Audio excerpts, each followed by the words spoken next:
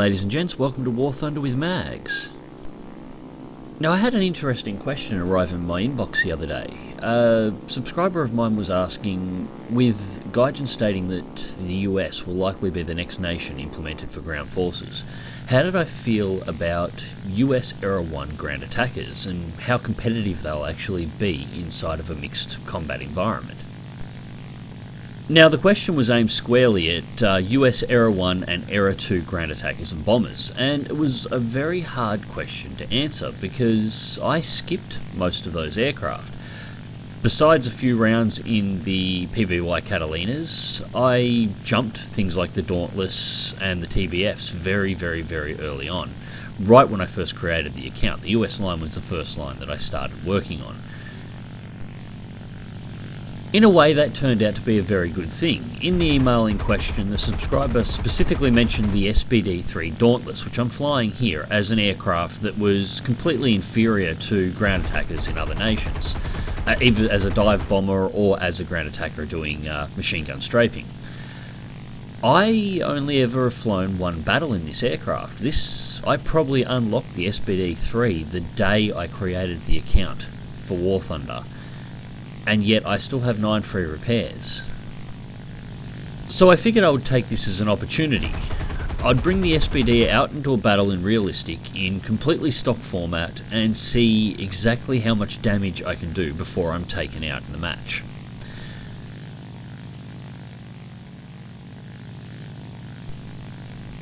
Now we're on Minsk, and I laughed the second I saw this map pop.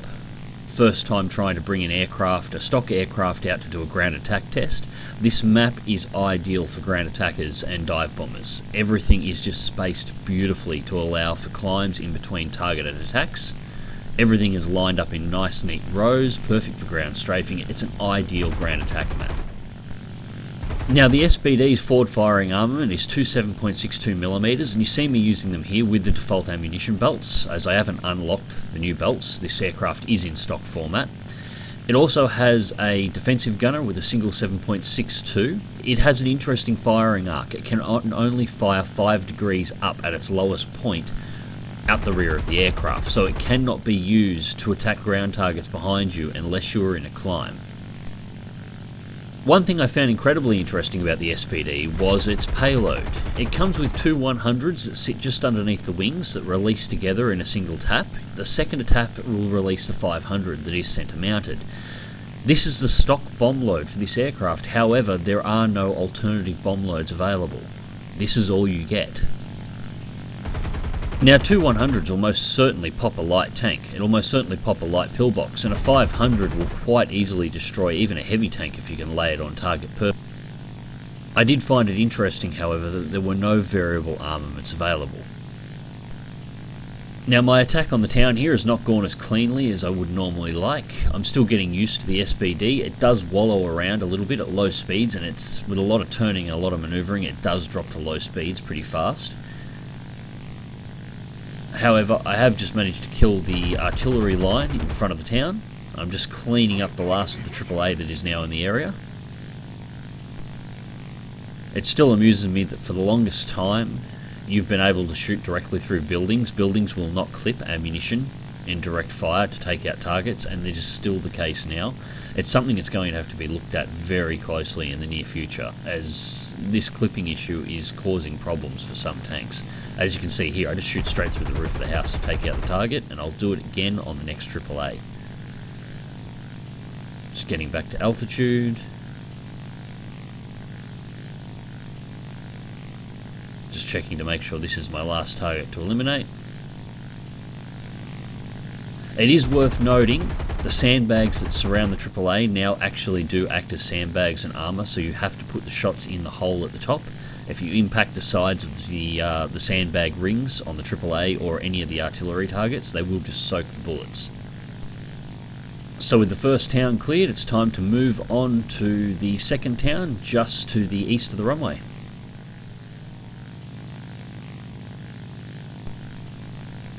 So here we are, I'm moving into position. I'm about to do my first dive bomb attack. Time to get rid of this payload.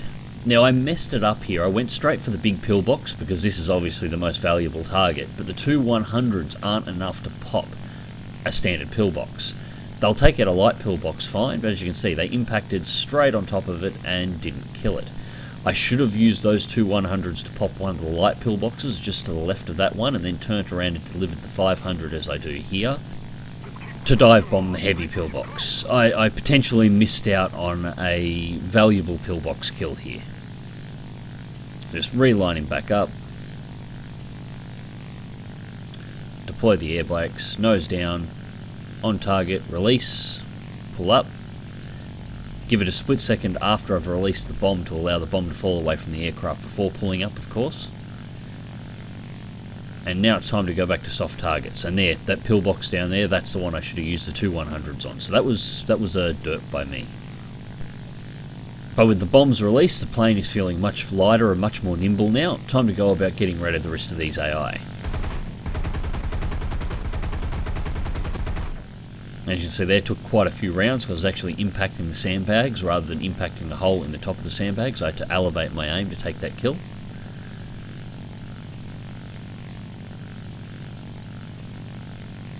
Just juking the plane left and right. I'm the only target in this area, so every AAA gun in this section of the map is locked onto me at the moment. So I cannot afford to fly too straight for too long, otherwise I will just get one shot.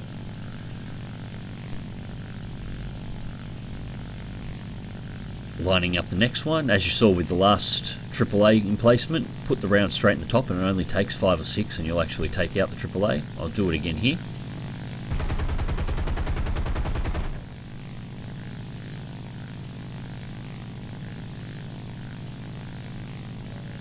And the flak's slowly getting less and less as I'm taking out each gun. Elevated too high, a lot of those just flew straight over the top. Next gun.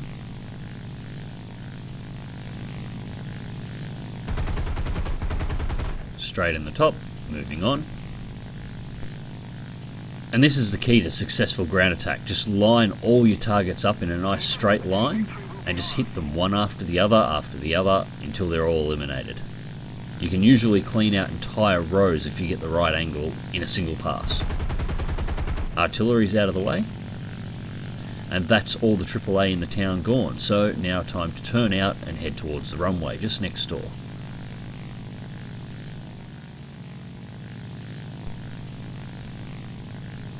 Now the runway's an odd one because while you can straight line all the AAA emplacements, they're spread out. It's actually far more efficient on the runway attack to zigzag back and forth across the map. Hit one target, cross over, hit the next target, cross back. And you can strip both sides of the runway in very short order. So that's 2 AAA down. Now there is an AI in this area. Straighten the plane out, just trying to work out exactly what he's doing. I don't trust AI, especially not AI in Russian biplanes. He's turned away.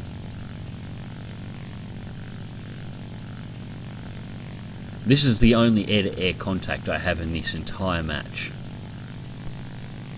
And this match is exactly why you should never underestimate a Dauntless, especially one that gets left alone. So that's the AI removed. Now I can go back to work. Just line up the next AAA. I'm not sure what it's firing at the moment. I think it's firing at one of ours. That's what it is.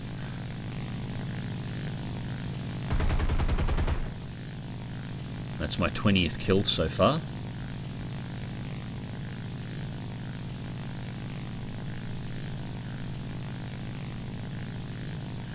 Now the AI has actually worked over this area a little bit. There's normally more guns here.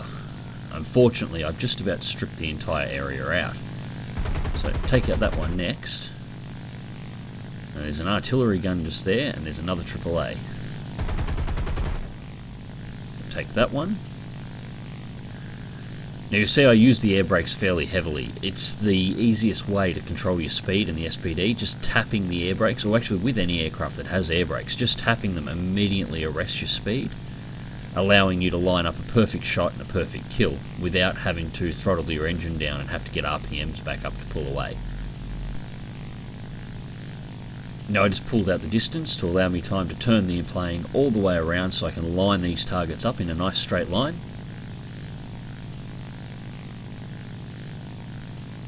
Just getting my angles right so I can shoot down over those sandbags. Only down to 270 rounds of ammunition, so I'm being very, very careful with my aim now. And that is a pillbox, so I can't take that one out unfortunately. So that's the entire runway cleared. Move on to the next zone. And the next zone, of course, is the final zone. This is the Russian second runway on the Minsk map. For starters, taking out AAA emplacements in the hills just overlooking the runway because, well, they're here. Fired a little bit more than I would have liked. That put me down to around 160 rounds of ammunition. Now the enemy team's last player is up there behind me, an SB-2M. He's on his way back home. He's just about ran himself dry, and everybody who's left alive on my team is currently chasing him. And beginning my attack on the remaining runway. This, of course, being the runway at A that, providing the AAA and defensive measures are taken out, can be captured by ground forces and become available for Allied troops to use as a forward base. Not that that's going to matter on this map.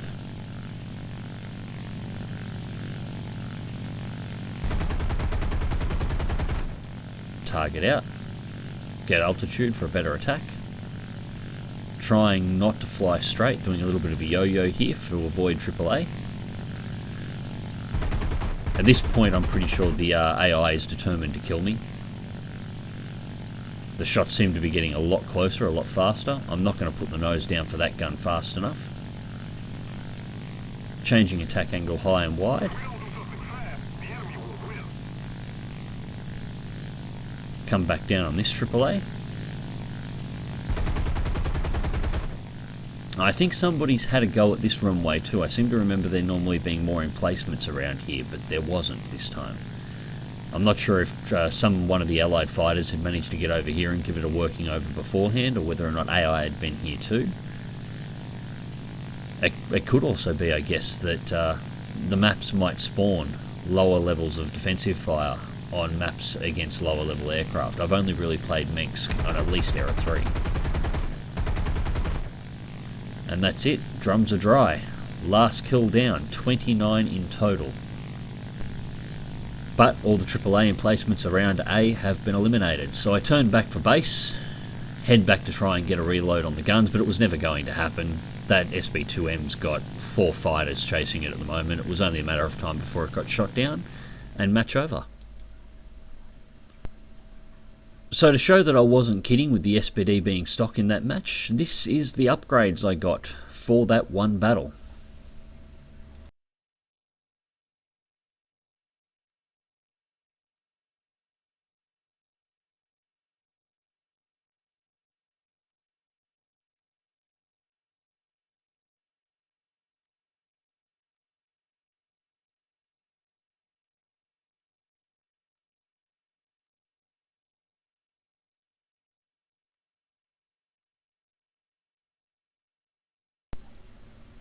So not quite enough to fully upgrade the aircraft, but enough to go from stock to Era 4 upgrades in one match.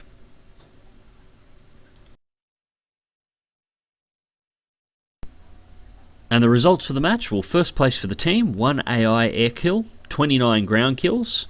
Final blow, the Thunderer Epic Award for ground attack, Mission Maker for the first kill, first blow and final blow, Terror of the Sky Award, and Bulletproof, 47,534 Silver Lions, 3,744 base RP with no modifiers due to having the US tree completed. So, yeah, not a bad match at all, and, well, I haven't really flown the SBD, so I wasn't an expert on how to use it beforehand, and it flew very, very, very well. It was easy to ground attack. It felt like a little BTD destroyer. Not quite as much in the way of firepower, but still a bloody nice plane. It was very, very nice on those high angle dives during dive bombing. How do I think the US are going to go in Era 1 and Era 2 for ground attack aircraft? Well, I think they're going to do just fine. Learning to bomb targets without having a reticle floating above the ground does add a little bit of extra difficulty to it, but once you've learned how to do that, it's easy. I'm really looking forward to punishing German and Russian players with this plane in Era 1 in the future. Anyways, ladies and gents, I hope you enjoyed this video. Click like if you do, subscribe if you want to see more, fly smart, fly safe, I'll catch you in the skies.